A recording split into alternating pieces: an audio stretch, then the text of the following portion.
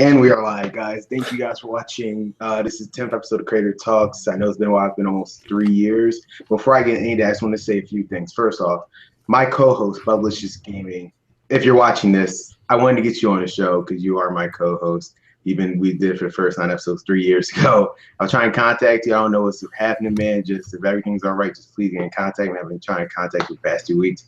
I heard you going through some personal issues, which is all cool. We'll make sure you're all right first. So I'm just getting contact with me with that. So get that out the way. Hope to see you, man. Hopefully, if you watch this video, just know I am still want you as my co-host. Nothing's changed about that. So here, so afterward, you just DM me about that, and we just go about it from there. But anyway, guys, thank you for tuning in. If you are tuning into this episode of Creator Talk, this episode 10. It's been almost 3 years. It's hard to imagine. 3 years since I had the last episode. A lot of stuff has happened. I moved out to get my own apartment, and I'm back with my mom. It's a long story. I'm gonna explain that video, and that's a whole other video in itself. Today's not about me. Today is about reuniting with a former guest of mine, which is Royboy. What's up, Royboy? What's up, man? How you doing? Doing good. And we have a new guest on us today, TheCrypticOne. What's up, man? What's up, everyone? Yes. So before we get started, I just want to say, if you want to follow these guys on YouTube, the links are in this video down below. So you subscribe to them as well, and they'll have their links to their Twitter and Facebook or whatever social media they have on their YouTube channel. So let's just get started real quick with TheCrypticOne. So TheCrypticOne, how did you get started on YouTube? Well, at the time, I was actually in a really depressed state, and I've always wanted a channel, so I figured I might as well start one, get my mind off of things, and eventually it started cheering me up and got me a lot better. Cool. So let's see. What exactly? So when you first started YouTube, like, what exactly was your first video? What was that? My bad. No, I was saying so when you first started on YouTube, did you have a plan on what did you want to do, or you just decided to start making random videos? Well, throughout the years, I actually had many channels, and it was all around gaming, basically. So I figured just to stick with it, I always enjoyed video games. Could you re-say that? For some reason, you broke up. Yeah, I was cracking up online too. Yeah, you're kind of cracking up. Yeah, throughout the years, though, I had a bunch of channels, and they were all originated around video games. So I just decided to stick with the trend and keep up with it. Is that a cat in the background? I just saw something move. Yeah, it is. Okay, I thought I was crazy. I could swear I saw. Yeah, okay, there's a cat in the background. Okay. So so I noticed I was looking through your channel. Actually, let me pop up your channel real quick. Better yet, I can pop it up. Application. Give me 1 second. But I know you've been playing Hitman. How is that going for you? Right now, it's honestly my favorite game, I have to say. The Hitman, which Hitman is it? It's the newest one, World of Assassination. Hey, see, I haven't been in the video game scene in a while, so I have no idea how many Hitmans there are. What system are you playing it on? I know I said, what system are you playing it on? PC, of course. PC, yeah, Steam. You got it on Steam. Is that Steam still exist? Like I said, I've been out of the yeah YouTube. I mean, the whole video game thing. My channel's been way past that. I'm doing certain other stuff. Okay, tell me if you can see your channel on my screen. I was about to pop it up right now. Can you see it? Oh no, you see something. You see your Google Hangout, right? I see a Google Hangout. Okay, there you go. Can you see it now? Yeah. Okay, perfect. So let's see. Hitman. Assassination, 30% subscribers. I guess the next thing I should ask you, how did you kind of know you're from the Maker Gen? Network? Yeah, go ahead. Oh, well. No, I said, go ahead. Well, I was hearing a lot of good things about Maker. Everyone was telling me they were really good to get with, and I figured it would be a great starting opportunity. So I decided to look into the requirements and see if I met them, and I did. So I just sent them a request and saw if I was eligible to join. And you was able to? Yep. Yeah, the one thing I do notice about networks, maybe it's just Maker or Roy, but I don't know if you can attest to this or not. But do they just partner any channel nowadays? I don't know what happened, but I told this on the last podcast I was in. They didn't let me in for the first time I applied. And then now I feel like they've started to let a lot of people in. They've opened the floodgates a lot more, which is good because I like to see a lot more collaboration happen with networks. Yeah, because I remember when I first joined, was around, I had 800 something subscribers. At first, I thought, because originally I wanted to join TGN, if that even still exists. I don't know if that even still exists. Originally, I wanted to join TGN, yeah, the gaming network, and they denied me. So I was like, okay, screw you guys. So I went. Yeah. So I went to the next one, which was at the time wasn't Maker Jim, it was the RPM network. And they just accepted me. I had no idea they were going to accept me. And at the time, everything was fine until like 2013, when like Royboy, you probably know about this, when Nintendo decided to start copyrighting ID videos. Oh, yeah. I hated that. And that's what eventually made me just go ahead. Oh yeah. I mean, like that event. It's not like I'm doing YouTube to make money or anything, but it's so annoying to upload a video about a company and games you love and then see like 10 strikes. Like I have a friend of mine and he uploaded a video about the Switch and then he had 10 straight up strikes on that video. But what kills me is that like other. Oh no, go ahead. I was just correcting strikes to claims. Go ahead. Okay, I'm saying what kills me though is that some channels, not even the bigger channel, but smaller channels than us, they can upload and they just go scot free. Like I see a bunch of uploads of the Switch recently, and they all have ads on it. And no, like I said, I'm not also in just to make money at this point. I'm just here just doing it for fun. But it just blows my mind how us who are partnered, we still get copyright strike or claim, even though they're probably not even partnered. Now, just a quick story. I actually left Maker a year ago. Oh, have you now? Yeah, I didn't find any benefit in it really anymore. And I just felt like I should just take the channel back into my own hands 100%. So. Oh, so you're just on Google AdSense? Yeah, I mean, I'm not really making money or anything, because I'm not huge or anything like that. But I just felt like I wanted to get away from Maker for a bit. Yeah, I'm being released from Maker on the 31st. Oh, really? Yeah. It was just seeming to die down, and I wasn't finding any more benefits, so I was like, I'm just gonna part ways. Yeah, I'm starting to realize the multi-channel networks, they're not helping us. Like I realized like how much Machinima has fallen. Like you look at their channel, nobody's watching their videos. People are partnering with are always complaining about it. I heard like PewDiePie was even complaining about Maker Studios before. I mean, I don't watch PewDiePie, but I heard he's complaining something about how it's horrible. I think the best bet for YouTubers now is that they should just all go to Google AdSense. Yeah. Right. I mean, it's become really very consumer friendly. AdSense has, and it's become the best option in my opinion to make money. Now, granted, I don't know much about YouTube money. Because it's not like I'm raking in the thousands by the second, right? Yeah, me either. But it's like, from what I've observed, it seems like multi-channel networks were a thing of like 2012, 2013, a thing of the past now, And yeah, that is true. Yeah, and I feel like now people can take money in their YouTube channels in their own hands and have a good understanding of how to make money with them. But I think the other big issue that I think you have to look at is that it's just the YouTuber is not just about the creators anymore. It's about people who, like the networks and companies who have TV outlets are now also on YouTube. That's another bad factor probably. Yeah. That's so annoying. Right. I remember like 3 years ago, I think it was like 3 years ago, it wasn't a lot of those network channels on here. I mean, you had a few of them like NBC, but now it's like every single channel has a YouTube channel. It's like, well, what's the point of me watching you on TV then? Yeah, exactly. Like I don't watch. Yeah.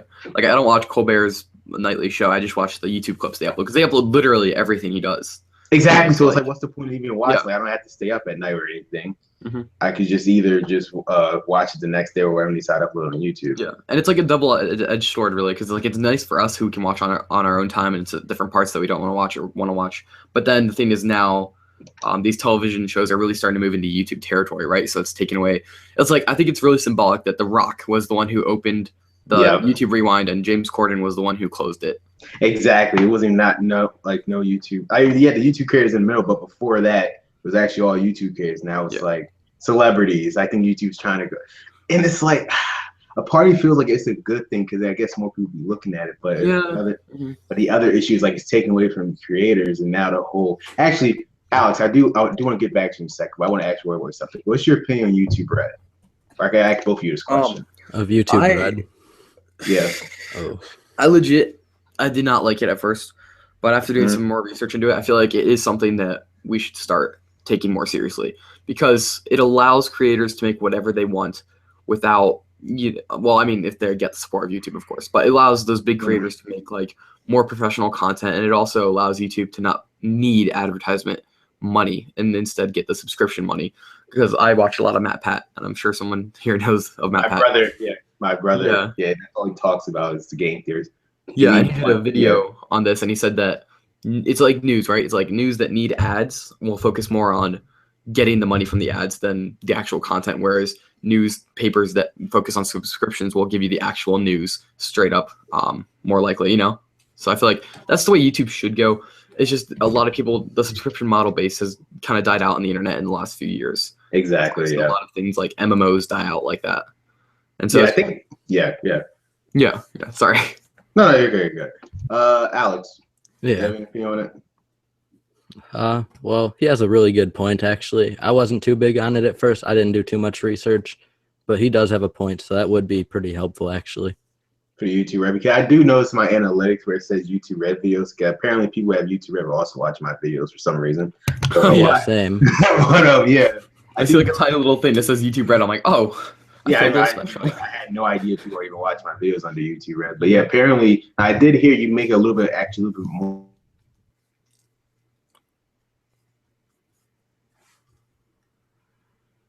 Sorry, Creator, you cut out for me. I can't hear what you say. Yeah, I just cut out from him. Yeah. Oh no, for some reason, it just froze on my thing. Oh, okay, gotcha. All right, no idea what happened. But yeah, Alex, back to you for a second. What was I about to ask? So you leaving Maker real quick. How does that process work? Like, did they contact you or you contacted them? I contacted them asking to leave 30 days before my contract ended, but there were some complications. I had to update all my information, all my payment information. And then after I updated that, I had no problems. They're like, oh, all right, we'll keep you to the 31st, and then you can go. Nice. I think, yeah. I had a... Oh, sorry. No, go ahead. Yeah, I had a terrible leaving session. Yeah, so I do want to hear about that. Go ahead. 2015 or 14, I really wanted to leave. I was just like, man, there's nothing here for me anymore, you know? And the only thing they brought me was Crater. Like, that's the only thing that happened to me with Maker.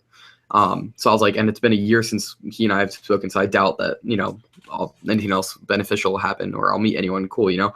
So I'm like, I want to leave and take my YouTube channel in my own hands. Can I leave? And they're like, no, we have you until, I think it was May I signed on. And that's when you can leave if you do it 30 days before. And that was like January, I asked them. So I forgot to do it 30 days before. And I did it the day after. And they were like, oh, we can actually hold you till 2015 of May. So enjoy another year of being with us. And it was yeah. So I mean, I marked it on my calendar. I was like, I'm leaving this time, and then I finally got out. It was crazy, but I understand their business. I mean, it's a contract, and you have to take that stuff more seriously. Right. I didn't. So wait, I'm wondering, or do you guys know? Is PewDiePie still part of Maker Studios, or you just Google now, or you have no idea? I'm pretty sure he's part of Revel Mode, which is a part of Maker. The hell is Revel Mode? What the hell is that?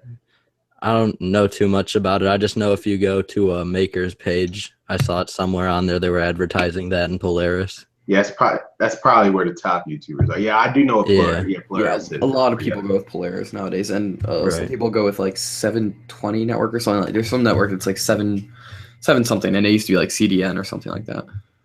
I got you. Yeah, I'm trying to. So when was it? Cause I think I had a similar situation you, Royboy, but the difference was I'm an idiot. I decided to stay because they tricked me. Because originally, I think I wanted to leave, but it was like around 2015. I said, "You guys aren't helping me at all." I wrote a very vulgar, not vulgar, but a very upset email saying, "Like, yeah, you guys aren't really helping me at all, whatever."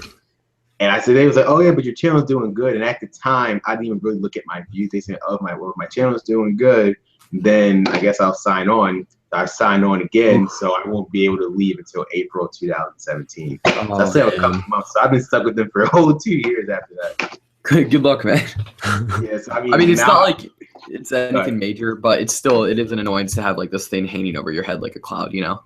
Yeah, right. I've been partnering with them since what, 2013. And I mean, I feel like even though I've grown because through my own means. They have done nothing.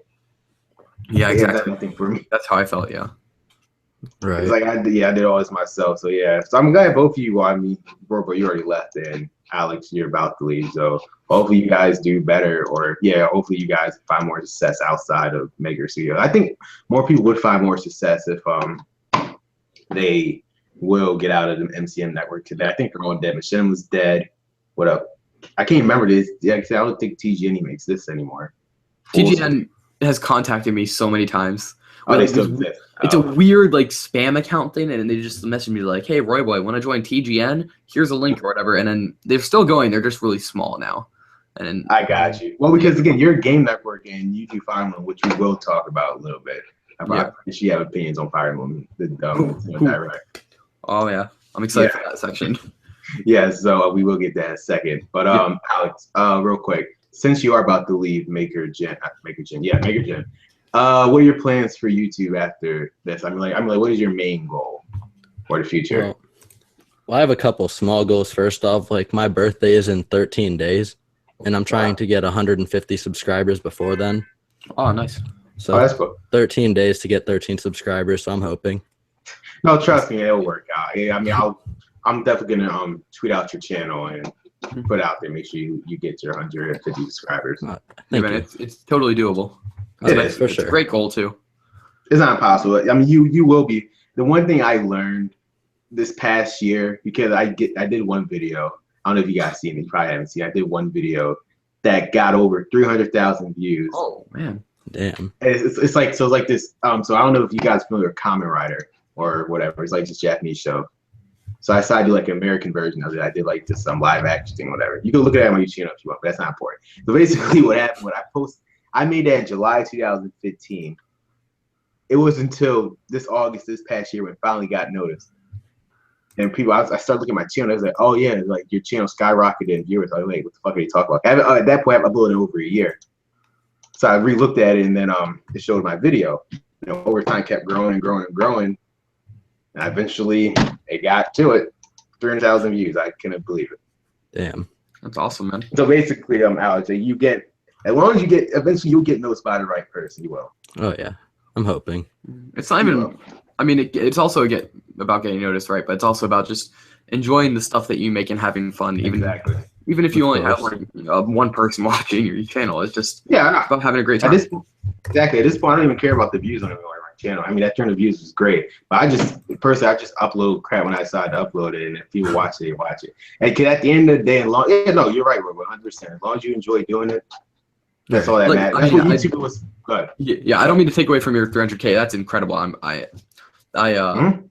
aim to achieve that stuff too, and it's incredible that you've done that, and I'm very proud of you for doing that, man. That's awesome. Oh, thanks. And I'm just trying to say that, like, I know it sounds really cliche, and like back when I was like in 2014, I'd roll my eyes at myself right now for saying that when I was like super into views, but it's just about just having fun, and because if you don't have fun while doing it and you're successful, what's the point? Exactly. You're right. I guess because when people first start on YouTube, I guess their whole mindset, because you see other big YouTubers making all these views, it's like, oh yeah, I want to be just like that. I want to be just like whoever. But then over time, once you've done it for a couple of years, you realize views doesn't really matter. It's like if you're really passionate about it. Yeah, and that's the thing, right? Is like it really depends on if you stick with it or not. Because it's like if you pass that initial hurdle. Because I was definitely like that. Back when I started, I was a huge, and I hate to say this, Minecraft channel, and right. And I was a huge fan of this guy named Chimney Swift, whose channel has actually diminished in popularity. It's strange to see that happen. Oh. And it's just like I just wanted to be like him. I was like, I need to get thousands of viewers, thousands of subscribers. This is gonna be incredible. Oh my god! And I started like to the point where it was like I was taking too much inspiration. But eventually, after I jumped the hurdle and started making my own content and like really finding myself within my YouTube channel, I just realized that it's nice to have views and subscribers, but it's like it's better to watch your videos back and have a sense of pride with them when you watch them. Oh yeah, I know. Yeah, go ahead, Alex. Go ahead. No, I'm just saying, like, yeah, I feel the same way. If you're not enjoying it, there's really no point to do it. Mm-hmm. Yeah, I mean, sometimes I do watch my videos back to back time. I sometimes for example, I was actually watching one of the previous episodes. I was watching some of the creator talks I was running through, and I was like, wow, how much has changed since then. And through all my videos, I looked at my old gameplay videos when I had shitty audio. I remember when I was recording through the camera. I remember when I had my phone camera, I recorded off the screen. Those are the days. Yeah, that was around 2012 or 13. And I realized eventually over time how much I advanced through that, and I actually have a camera, good equipment. But at the end of the day, at least back then, I felt like I had more time enjoying myself making those videos back then. I actually just felt like it. Between like around 2014, 15, just more felt like more like a chore. I just wanted to get noticed. But then now it's like whatever. I'm back to how it used to be. Like if people watch, they watch it. Mm-hmm. I just had better equipment just to broadcast it. Yeah, exactly. Yeah. Exactly. So, what about the Alex? Have you ever collabed with anybody before, Alex? Or I did, but not too much. I just recently started a collaboration with my friend Dapper Dodo. how's that working out? It's going really well, actually. It's definitely a lot of fun. That's awesome. What do you guys do? Right now, we're playing The Forest. Oh, awesome. Sorry. I haven't heard that game. Could you explain it? I haven't heard of that. Basically, you're on a plane, it crashes, and you're on an island full of cannibals and mutants, and they're trying to kill you and eat you. Just to put it short, and you got to survive. Sounds like a fun time. Gotcha. Oh well, yeah, I do see it on your channel, The Forest. I'll watch it after this podcast is over to see what this is about. Oh, yeah. It does sound interesting.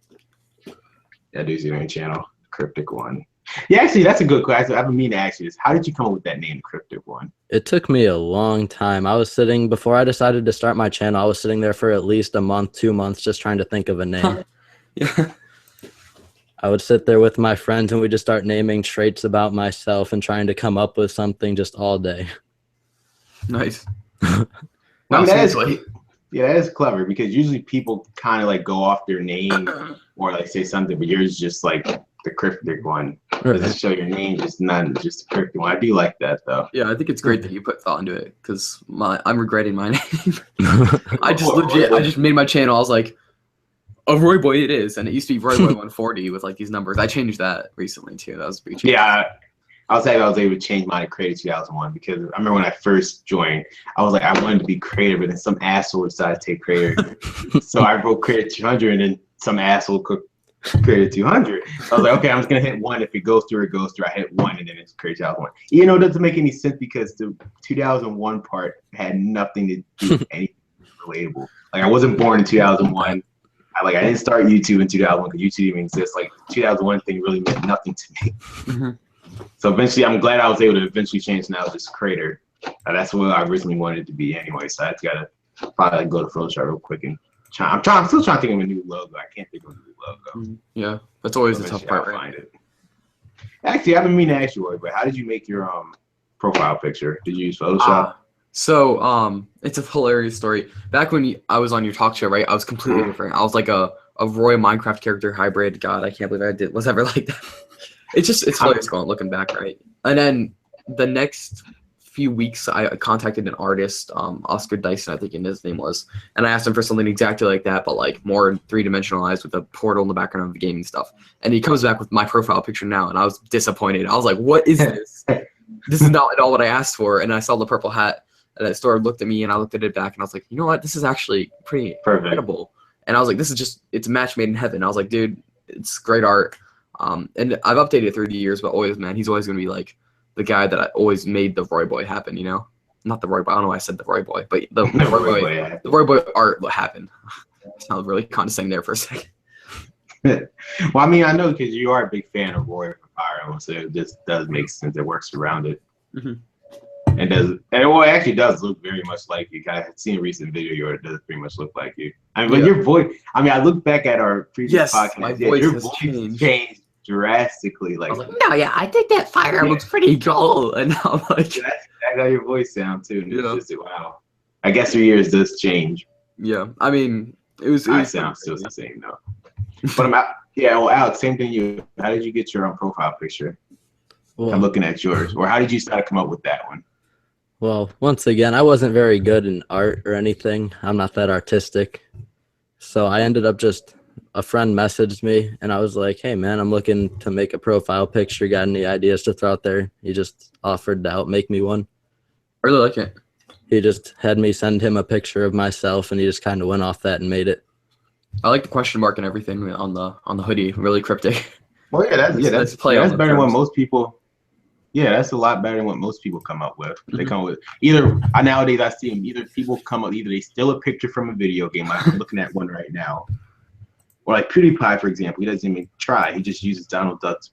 He was Mark Zuckerberg, Like, I'm pretty sure, a week ago. Yeah. Yeah, he used that one. Like, people don't even try. It's just like, at least put thought. Like, that's the one thing I kind of hate about other YouTubers. Like, at least put thought into it. I mean, At I one personally point. love PewDiePie's sense of going about YouTube, because at this point he just does Oh, not yeah, he care. doesn't care. And the way Oh, he yeah. just parodies Oh, yeah. everything, like the Mark Zuckerberg photo for when the Zuckerberg fake news came out. Sorry, that was hilarious. And then I don't know. I think that the way he goes around things, in my opinion, is it's hilarious. Like, I'm not a PewDiePie fanboy or anything, but the way he molds YouTube is incredible. You know. Yeah, I mean, I'm looking at it now. It's like, it doesn't seem like, yeah, I do see Mark Zuckerberg. I know. I mean, like, what is his relation to that? Yeah, I mean, that's the thing, right? Is like, he's just at this point, he can do whatever he wants, you know. Well, he is the top YouTuber. I'm just still shocked. 52, like, that is still like crazy. It's incredible. 50, Like, he got 52 2 million million in a few months, and 2 million people Yes. just joined in a few months. It's crazy. And he's still going. And what I find even crazier than that is just how lacking YouTube seems to care about him, you know. Yeah, because then he makes him the most money. Like, why would you care? Yeah, exactly. If I was you, I was like, no, do whatever the hell you want. I mean, as long as it's within the means, like, don't kill anybody on video. Otherwise, I don't care. No, I mean, like, they anytime he like needs them to help or whatever, they don't really help him at all. If you know what I mean. Like, they've taken him a lot away from recommended videos. They don't put him in like trending that often. It's just, unless he does something like, oh, comments is broken, deleting my channel or something like that. And And yeah, so, he's still on top. He's still on top. yeah, exactly. He's still at like 52 mil. It's crazy. Amazing. It's crazy because I remember back in like 2010 or 9. I don't know if you guys remember, Yes. like the guy named like Ray William Johnson. You heard of him? Oh yeah, I used to watch him. At one point, he was the top YouTuber. He only had like 1 million subscribers. Like back then, that was like unimaginable if you got 1 million subscribers. Now, 1 million subscribers is nothing. Yeah, exactly. Quick YouTube trivia. Who was the first channel to hit 1 million subscribers? I'm trying to remember. Was it Fred? Yes. It makes it sad, Of course. you know. It's just crazy to think like those Fred. types of videos back then. Well, because YouTube was a different ball game back then. It was about cat completely. videos. It was about cat videos and a bunch of other stuff. That just Which mainstream media still has not let go of. Their movies all the time will reference like cat videos on YouTube. I'm like, that's not what we do anymore. not anymore. Yeah. We make videos that have gone wrong. They've gone crazy. They're pranks. That's what we watch now. Sadly, I don't either watch pranks or but- drama channels. Well, I realize most Yeah. people who watch videos now are just drama channels, which is kind of sad when you think Pretty about it. much, yeah. But yeah. But Royboy, since you have been doing YouTube for a while, do you have any advice for Alex? I mean, really, just what I said earlier about doing what you love. Never like morph your channel into anything you think you would dislike after a while. Right. Especially like I noticed this a lot with many channels, is that they'll notice something gets really successful, right? And they'll go and they'll just run with it. And most of the time, it doesn't really work out for them because they start pushing out like mass manufacturing it basically to the point where it's boring and it's mundane and they don't like it anymore. So if they switch it up, the people who watch for that stuff will not watch them anymore. Just try to be a personality, try to get them attached to you personally, so that whatever you do, they'll love it no matter what. I mean, I don't have a ton of experience because I'm only a pretty small channel as well, but No, but you have. I forgot to mention this. You have definitely grown though. Oh yeah, over the past 3 years. The growth is, when you look back, it's kind of crazy that it even happened in the first place. You know. Yeah, like now you're actually in the thousands, about to hit 1,500 probably. You're probably hitting it in probably a couple months if you just keep at it. Yeah, I'm hoping to do that. But Alex, let me ask you, are you a Nintendo fan? Am I a Nintendo fan? Yes. Oh yes. Did you see? Okay, so yeah, let's talk about this real quick. Nintendo Switch. No. What are your thoughts on it? My hype I is see all the commercials for it. Did you see the presentation that aired? No, I don't think I did. Now Let me ask you something. Oh, sorry. Go ahead. No, but I was going to ask you now. The system itself, the price is $300. Do you think that's worth buying? And the thing is, it doesn't come with the game. Only comes with, like the bare essentials. For $300, would you buy that? Me personally, no. Mm-hmm. Yeah, I do get a lot of people saying that right now. At least that for launch. What do you think? So here's my thoughts. Right, is that like, what's probably gonna happen is the week before Black Friday they're gonna release Mario Odyssey. That's what they always do with their big titles that come in fall. Then what they're gonna do is they're gonna make a bundle pack for sure for the Switch. It'll be $350 or $300 still with the game. So what I would advise people who are tight on money but want to switch later on down the line when there's more games, wait for Black Friday. And they'll probably have a bundle game there, and they'll definitely bundle Breath of the Wild then too. So they'll have many bundles at one point. For me personally, I love Nintendo. One look at my channel will tell you that. And even with the poor launch, I really want to play Breath of the Wild on the Switch, so I'll be getting it at launch.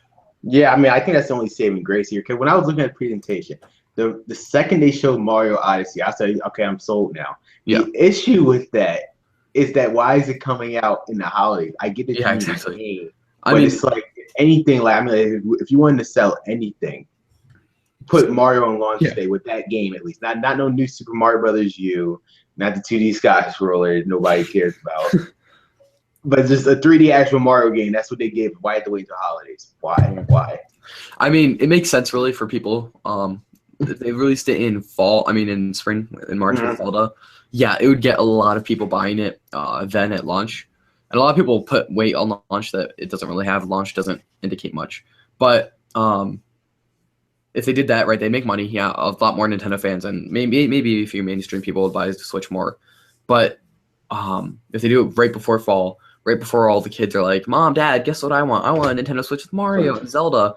That gets them a lot more mainstream sales along with fan sales, because Christmas is coming up, Hanukkah's coming up, whatever you celebrate. It's coming up. It's the holidays. It's family getting together, playing Mario, playing Zelda. So it makes sense sales-wise, but as a fan, it does miff me a bit that, one, there's not a bundle in the game with the exactly for like $300 and $400, and that because like no, go ahead. Yeah, and then there's Zelda's also coming out on the Wii U with a person who's buying it for the Switch. It makes sense totally for the fans. Like, I'm glad for Wii U owners who get Zelda. But for someone who's playing Switch, I wish that it was an exclusive just to add more value to it. And same with Fire Emblem Warriors. We'll get to that in a second. Oh, yeah, of course, yeah. Fire Emblem. Hold on, because you did bring up something I did want to ask Alex, because he did mention that he didn't watch the Switch. Now, let me ask something, Alex. Are you a fan of Microsoft or Sony? Or are you a fan of both? I'm a fan of both, personally. But like, if you had to pick one, which one would you pick? I mean, personally, I say personally a lot. My bad. But okay. I definitely prefer Xbox, so Microsoft. But I got you. Now, because Royboy did bring a good point about the kids. Now, let me ask you something. Did you buy like the Nintendo Wii or Wii U? I had a Wii. Wii U. Now, what made you phase out of probably Nintendo in general? Could probably have to do with you. Probably tired of Nintendo, right? I mean, I just kind of, I don't know, I just wasn't really feeling it anymore. No. Was it because the lack of games, or did you decide they was being a little bit more kid friendly? I do be hearing that a lot from Nintendo. I personally don't agree with it. I'm just asking. Mm-hmm. It's probably a little of both, really. Both. I think that it. Well, go ahead, Roy. Oh no, I'm not talking. I'm just going on. Oh, I thought you were about to say something. Yeah, I think the issue with Nintendo. Again, I personally love Nintendo too. Fire Emblem series, Mario, Zelda, all of the Pokemon, good. I think the real issue with Nintendo that they keep living in the past, and that's kind of the issue. And now, go ahead. No. Yeah, go ahead. You finish your statement, and then I'll. Yeah. I think because the Switch is kind of a perfect example of that. It looks good, and it can play on the go. You know, it's a gimmick. That gimmick is actually passable compared to the Wii and the Wii U. All this you can play on the go. It still it can run the game. Otherwise, the issue is, here's the issue with this. We're in 2017, and we still don't have a really dedicated online service when it comes to voice chat. I have to question that. Yes, I have to question that, because why do we have to use our phone? I mean, the whole paying for online, that's another issue. Why not just play? Why not just use Discord or Skype on our phones then? Right? And it's about there's no. I wish I could come up with an excuse for Nintendo, but the issue is the Xbox had voice chat in 2001, so it's 16 years later and they still can't come up with voice chat. I can't defend that. It's come on, Nintendo. That's the one thing I was hoping they could do, because the Wii U, the way they did online chat was horrible in my opinion. Yeah. First of all, it was only for certain games, and then it's why couldn't it just be just in general? The whole video chat thing was whatever, but why couldn't it just? I don't know. Yeah, the thing is with the Switch, right? Is the more and more I hear about it, the more and more I want to cancel my pre-order that doesn't exist. I didn't get a pre-order in before at the time, but I will still pre-order it. The thing is, first I hear, oh yeah, there's voice chat. on your phone. And I go, oh man, I'm not an online guy, so it doesn't affect me that much, but it's still like, again, it diminishes my value. It's all about value right now because it's like, how much do I value this for $300? Exactly. And then it goes, oh, by the way, Netflix, Hulu, all that, not going to be available on it either. And I go, are you kidding me? And then obviously you won't be able to play DVDs or anything on that, which I don't do anyways, but it's still annoying. And then they say that games will have 2.5 hour battery life.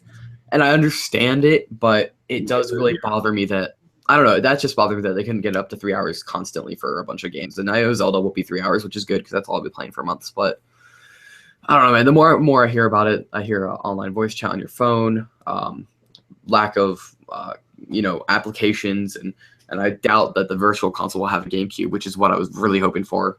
And the lack of games at launch, I get more and more miffed about it each time I hear it. I know it's only like 5 games at launch, and like there's only game that's gonna be worth playing. Like nobody want to play 1-2 Switch. Nobody cares about that. Yeah, and it's like $50 too. You know? Yeah, I saw it. It's like maybe for $20, maybe for $15, maybe for $30 even, but for $50, hell no.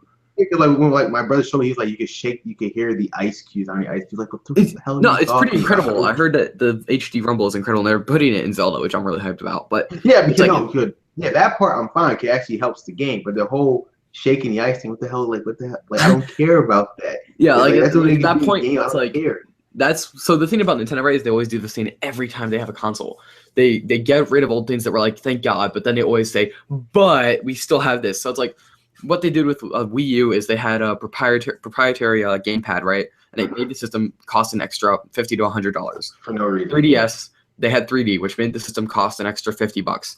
And then now for Switch, we have HD Rumble, accelerometers, gyrometers, and a few of those are necessary, yeah. But HD Rumble, can you imagine how much it costs for each Joy-Con? A tiny thing to have. I can imagine.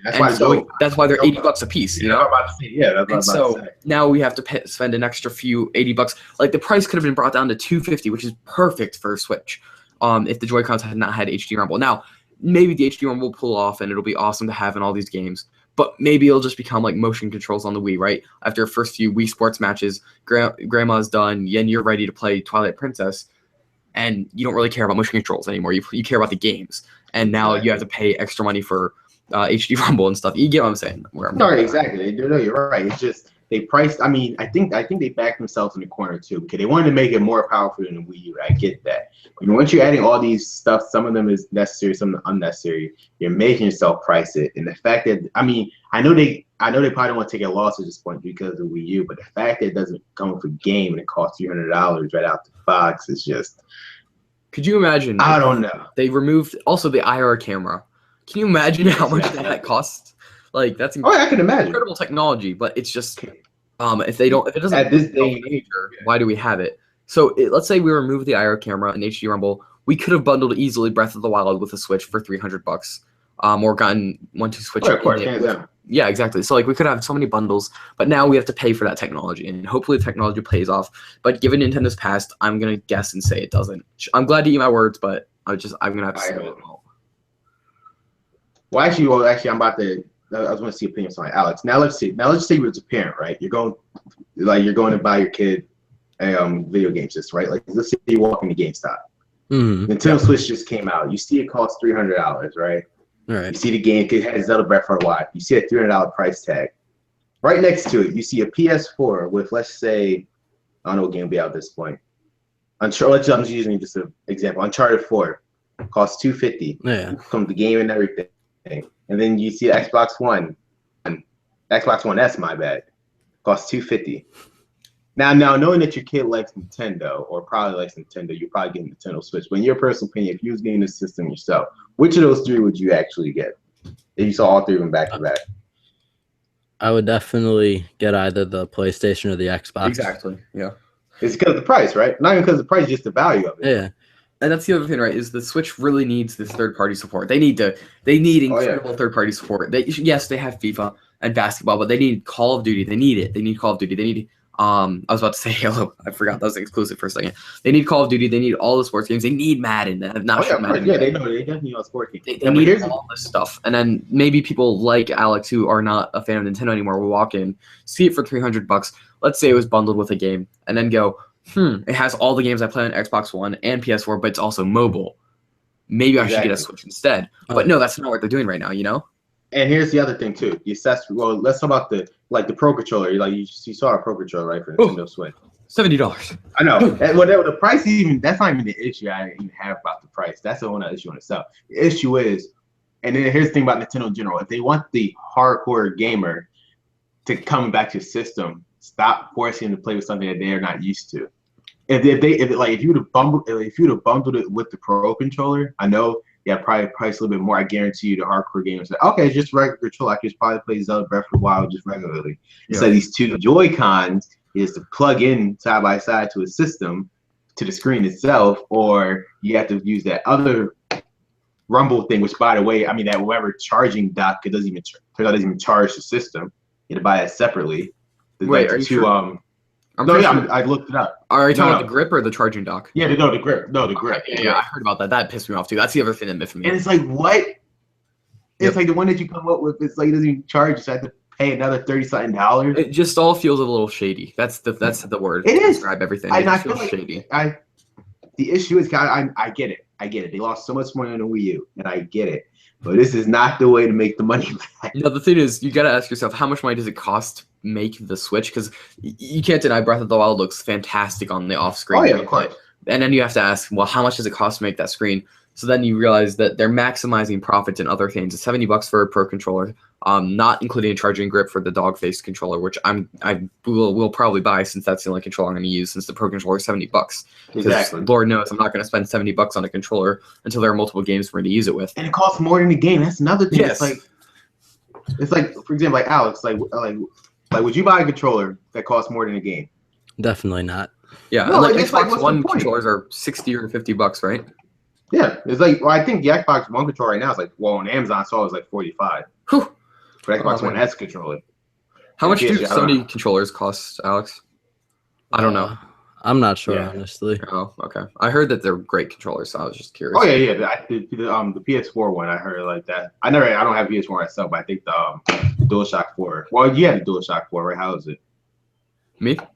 No, Alex. You have the DualShock 4, right? No, I don't.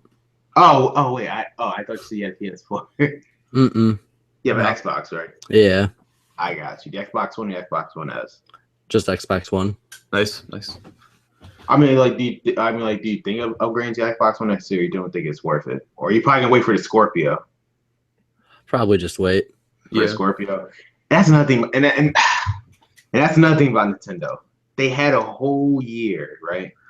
Yeah. I know, and I get it. It was probably already in development before then, but like the second they heard Microsoft announce the Scorpio and what kind of crap they're running in there, it's like, come on.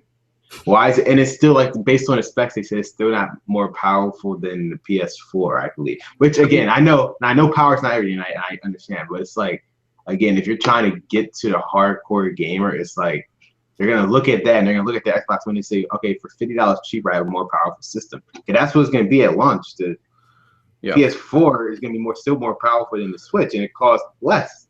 So it's like, yeah. But go ahead. The thing is, with all of this, everything we've mentioned, all the negatives, there's one. They can still successfully launch this console with one thing, and that is marketing. But they are marketing it poorly right now. They keep saying, and it gets me mad every time they say it. They say home console, and the thing is, what that does is it makes the 3DS Nintendo's biggest competitor, right? Yeah. And so now they're putting Fire Emblem Warriors on 3DS. They're putting Fire Emblem Echoes on 3DS. So now I'm thinking, all right, I guess I'm buying a few 3DS games, even though I'm going to have a Switch at the same time. And so now, what do I take with me, my 3DS or my Switch? Well, then the Switch loses its value. And the thing is, what they need to do is they need to push the portability of it. The first commercial was great. It showed the people moving around and stuff. But with this presentation, they kept saying Nintendo's new home console, like they're going to have a dedicated handheld line like the 3DS at all times from now on, which is that's just cannibalization at this point. And they definitely need to push the fact that you can take it anywhere. Maybe have a commercial with like a dad and his kids grab the Switch and they go to school, and on the drive they play their game, or the dad, on the train or whatever. They need to push that. They can't show people at home playing the game and saying Nintendo's new home console, because it markets it badly and sets it up for incredible failure, even more so than we can expect.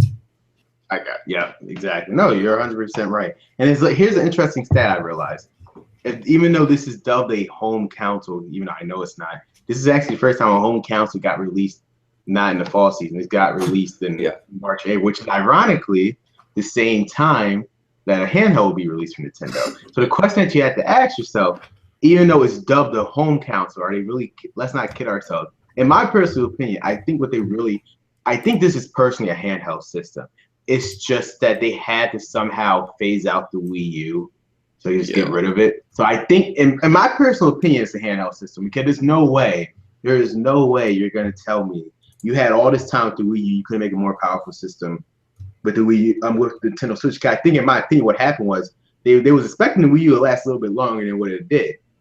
They already had this Switch in development, probably to replace 3DS. How old is 3DS right now? It's been out since 2011.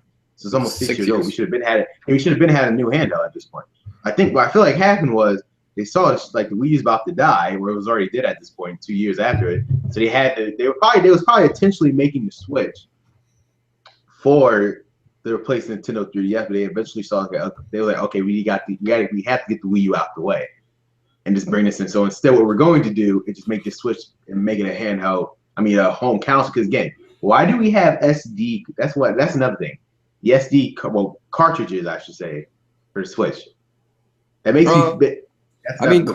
I mean, it makes sense for. Are you talking about the games or the storage? Well, it's the storage in general, which only is only 30. Okay, I thought you were talking about the games because no, 32 gigabytes. I heard, which is like still abysmal. Yeah, it's abysmal. First of all, secondly, micro SD cards are not the best for transferring data, which is all games do when you download them digitally.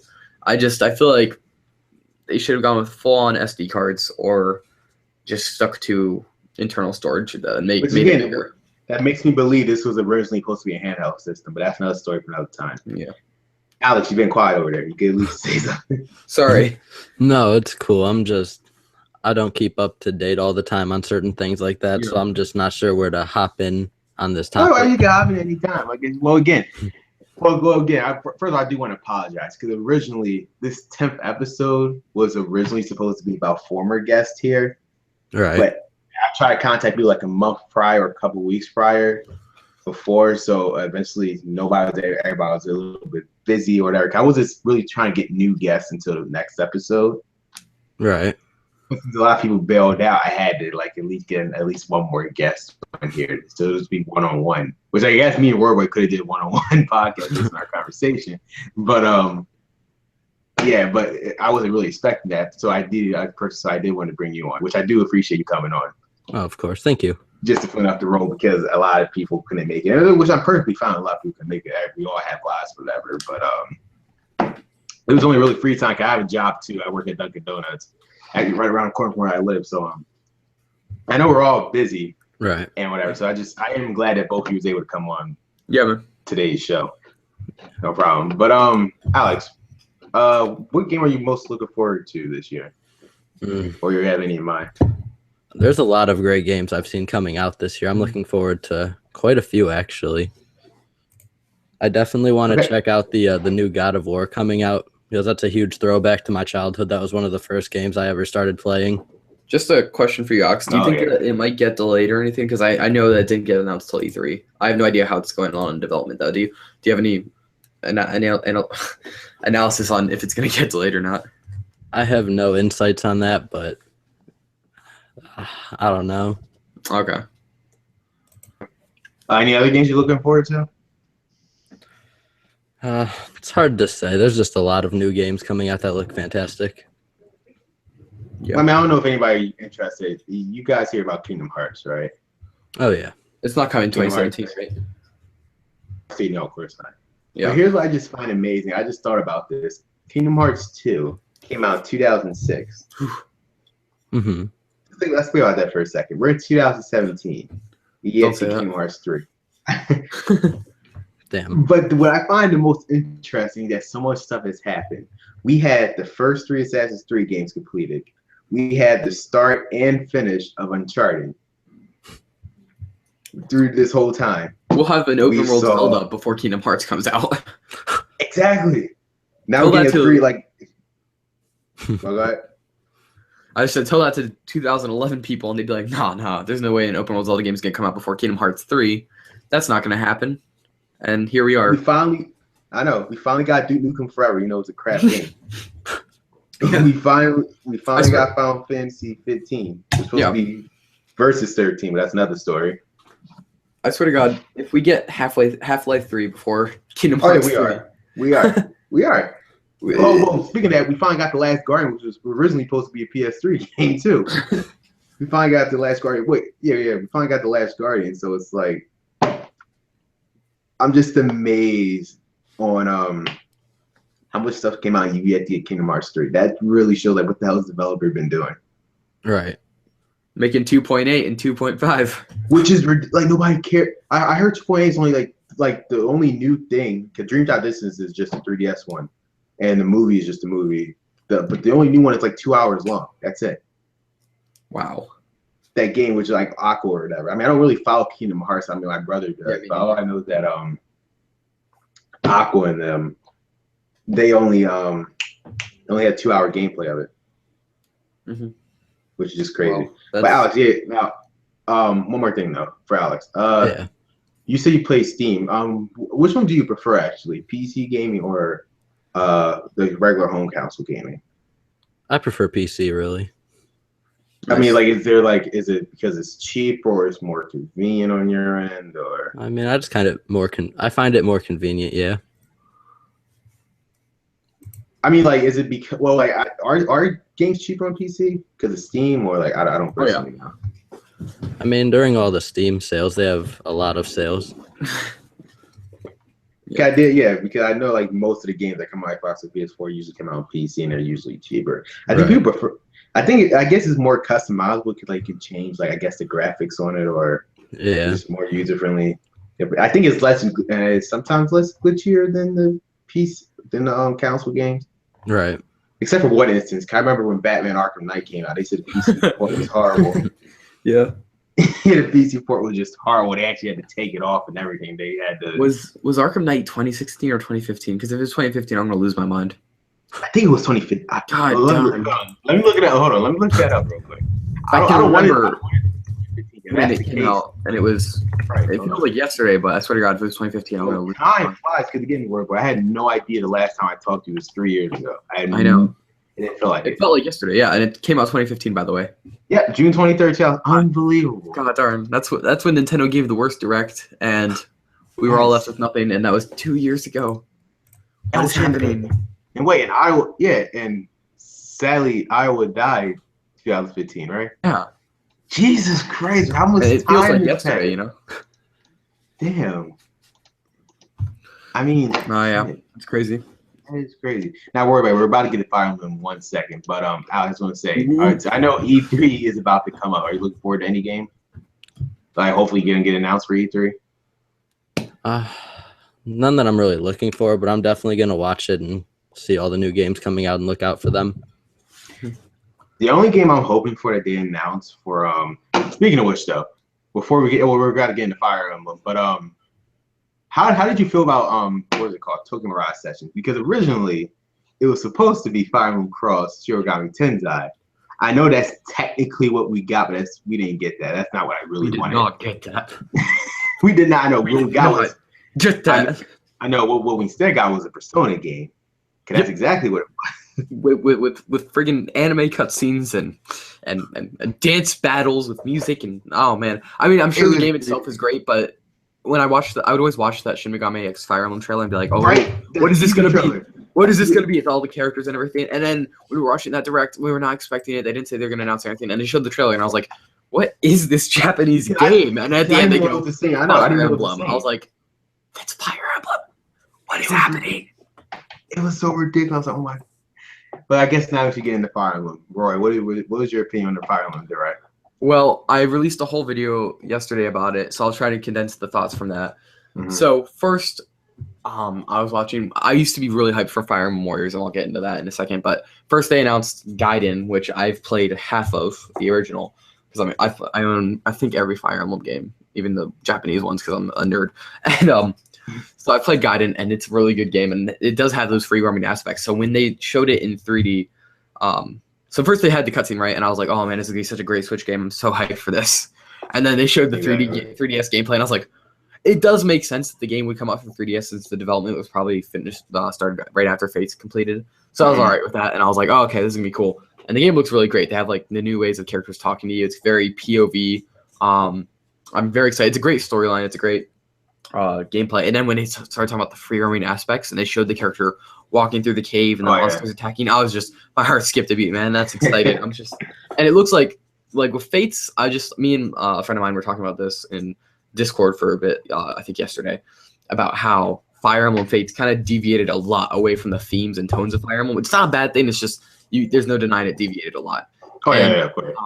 It feels like this is getting more back, especially because it was a Fire Emblem game to begin with. As the second one, it's very back into that Fire Emblem tone, if that makes any sense. And I'm very hyped for it. It's my definitely one of my most hyped games of spring. Gotcha. And I think it comes out this spring, which is incredible too.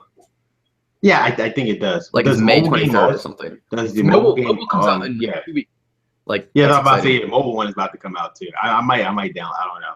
Yeah, and then for Fire Emblem, the new game that's coming for Switch, we all knew there was game in development. They didn't show anything, which I'm glad about because I like to be surprised while watching directs and Fire Emblem pops up. I'm like, ooh. So, and then Warriors came and premiered, and it was 10 extra seconds of footage. I didn't care that much. Yeah. I'm so hyped for it, right? Because it's like I love Hyrule Warriors, and I've. That's what I'm about to say. Yeah, Hyrule Warriors made me care about the hack and slash team. Yeah, like I never liked that genre until Fire Emblem Warriors. I mean, Hyrule Warriors, and I've been saying Fire Emblem. That's what I'm about to say. Fire Emblem. And I even predicted it on Twitter, I think, a few days before the Switch presentation. Awesome. I did see that tweet. And then when they showed the trailer, I was like, oh, that's cool. And then they say, not hyped yet. Fire Emblem Warriors is also coming to 3DS. And I go, are you kidding me? Like, great for the 3DS owners, but that just diminishes my value. And that's my point. That really killed the hype of the stream for me. And this plus, and that shows like again, I feel like the Switch was potentially supposed to be a handheld if they released. They just upscale it. But that's another topic. I'm gonna save for another time. Yeah, it's just it's just made me really upset, and I give my full thoughts in the video. But when they showed the mobile app, I started to get even more unhappy with the pre-rendered cutscene because it's like the guy pulls out a gun, and at first I was like, oh, that'd be cool, just mobile futuristic Fire Emblem, but it's a portal gun or whatever, and the characters start fighting each other. And then the guy says, I think mobile defense. So in my mind, I start thinking, oh, great, this is just Clash of Clans reskin as Fire Emblem. This is just a tower defense. Great, this is gonna be terrible. Thanks, Nintendo. And then they cut to the gameplay, and I instantly was like, oh no, this is Fire Emblem on mobile. Oh my god! And they showed I'm so hyped for the app now, man. And it's coming February 2nd. That's the most crazy thing about it. Oh yeah, so that is definitely coming. Yeah. Now they didn't show Roy in any sense, and I'm pretty sure I heard that Roy wasn't in it. So in my video, I do a whole joke about how I freak out that Roy isn't in it, but apparently he is. So that's good. And you're gonna have to pay for him. Probably gonna have to pay for him. Oh yeah, for sure. That's what they do. I don't know. But, I don't mind the microtransactions that they did in this game because it's more like your fortitude, right? It's like if you think you can get through a level, and you're determined and you do it over and over again, you don't need to buy anything. If you want an easy breeze, it's like Awakening, right? You buy the DLC characters and you get through it easily. So it's like it depends on like how you want to play the game, you know? Of course, yeah.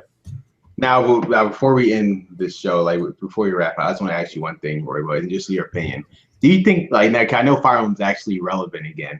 I mean, I'm saying it was relevant before, but I think it was all because of Awakening. Are you glad it's actually getting the exposure that it should be getting this whole time? It's the same thing as everything in the world, right? It's a double-edged sword. So for me, I've been a fan of since before it hit the boom. I was a huge fan of Path of Radiance and Radiant Dawn, and after the boom, after Awakening hit, there was definitely a shift in tone with Fates, and I've never touched on this anywhere online before, but Fates, the way it just went about Fire Emblem really just like it made me feel like I wasn't going to find enjoyment in the series afterwards because of how different it felt. Not that Fates was a bad game. I really enjoyed my time with it. It's just it felt completely different. But now with Fire Emblem Echoes coming back and Fire Emblem Warriors, I'm really hoping that Nintendo is able to strike that chord again with Fire Emblem. It seems like they are with a new game coming out. But if the new game walks the line, fine, that's great. If it leans too much towards old Fire Emblem, won't be as successful. Leans too much towards Fates, I and many people who many new Fire Emblem fans don't really like the technically quote unquote hardcore people will be unhappy. We'll be unhappy with it because it just won't be the same Fire Emblem. So it's all about this next game that's going to predict the future of Fire Emblem. So I am happy for the exposure. It's great to meet Fire Emblem fans on the internet because before whenever Awakening released, you can never do that. I got you. And it's like watching a kid grow up, right? It's like it can do anything, right? So now it can be great. It can be anything it wants to be, but now it can also be something you don't want it to end up being. So we just have to sit and wait for it to be revealed what it's gonna be like and end up having the tone of, you know, the old Fire Emblem or new. Well, again, yeah, no, you're absolutely right. I just hope. Well, see, that hope actually ended with me with Tales. Tales series, in my opinion, was good, but now it's just I don't know what the hell they're doing with Tales. So I just stopped hearing about Tales. That's another thing for another time. But yeah, guys, again, thank you so much for joining today's podcast. Before we leave, Alex, do you want to plug anything for our YouTube channel or No, like where to find you? I mean, if you just want to go to my channel, you could just search youtube.com/c/TheCrypticOne Gaming, and you'll find me there. Subscribe, check out some videos. Just help me out, I guess. And yes, guys, help him out because he is about to reach 150 subscribers before his birthday. I'm going to be retweeting that, so you guys check him out. Hopefully, he does reach. I will definitely make sure you get 150 subscribers for your birthday. You do deserve that stuff. And Royboy, of course, you want to plug your channel? Yeah, if you want to find me, just search Royboy in the search box, and I should be the first thing to pop up. It's I do really quirky reviews in the vein of like JonTron and Completionist mixed together. So you know, if you want to find quirky reviews, we got games you love. I'm over here, and mostly Nintendo, but I'm looking to branch out soon. So yeah, be sure to check it out. No problem. And again, guys, well, you already know me because you're obviously, if you're watching the video, you're on my channel. But both of their channels links are in the description below. Again, guys, thank you for watching. Again, I apologize. Originally, this actually worked out better than I thought I predicted because originally supposed to be really have a bunch of other guests. But Royboy alone showed me that I only needed him to make this successful. So I do thank you for that, Royboy. And again, Alex, thank you again for showing up. Yeah, man, I know thank you for having me. Late notice. Yeah, it was kind of late notice because I needed another guest. So I do thank you for showing up for that. I do appreciate watching. Oh yeah, sorry. I really appreciated Alex's insight in this episode into perspective of a non-Nintendo fan looking as to how things might shape up for people who have not played Nintendo since the Wii. I've also appreciated all of his views about Maker. That was a very interesting conversation. Yeah. You did actually help me out, Alex. I didn't even realize you can just leave. And you Royboy, I didn't know you just leave just like that. So I do thank you for that, Alex, as well. I had no idea. I didn't even know you guys are even part of the Maker. I mean, that's how I found you originally. I did find you in Maker forums. I didn't know you was about to leave. So again, I do hope you do find success outside of Maker. I know you can. Both of you guys can. I know Roy, but you did find success outside. You was able to reach 1,000 subscribers, so you obviously did find success outside of it. And I'm pretty sure once you leave, you'll probably get more known if you leave Maker. Again, I feel like those multi-channels, all you would do is just take your revenue cut. You might as well just get all the cuts yourself through your own means. I really want all my $8 because I want that Starbucks chai, man. Exactly. Oh wow, exactly. But yeah. But again, guys, thank you for watching. Just want to let you know this Creator Talks, since I brought it back, it won't be a weekly show. It will just be when I can find new guests. That's how we probably on. So be at least I'll have it a schedule so you guys know about way before advance, like a couple of days before, just kind of like a late notice. But any other Creator Talks will be afterwards. So yeah, pretty much it. Thank you guys for watching. See you next time, Creator Talks. See ya.